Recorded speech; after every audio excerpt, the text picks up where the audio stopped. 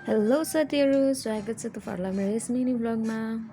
अनि दिदी र म चाहिँ आज हटिया गर्न जाँदैछौँ।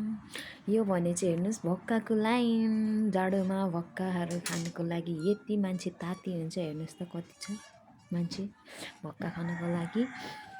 र अब हुन्छ यहाँबाट हटियाको स्टार्ट। हटिया अब सुरु भयो। यहाँदेखि कहाँ परसम्म लामो छ हटिया हो।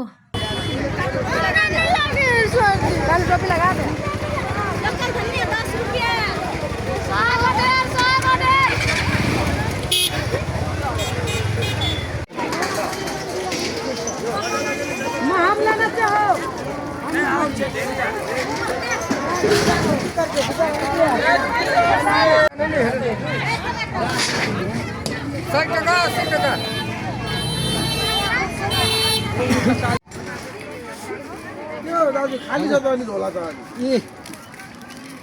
अनि तरकारी तिनजना छ ल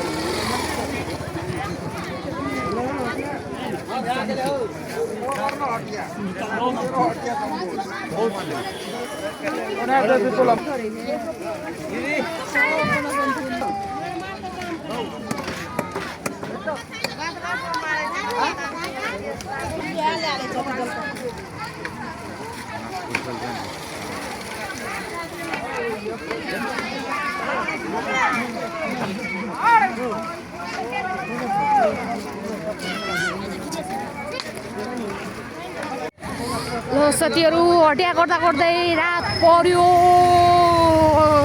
हाम्रो चाहिँ यताको हटिया रातिको 10 बजेसम्म लाग्छ। तपाईँहरूलाई थाहा छ कि छैन? फर्किँदै हटिया गर्दा गर्दै 10 रात पर्यो। यो हटिया चाहिँ रातिको 10 बजेसम्म लाग्छ।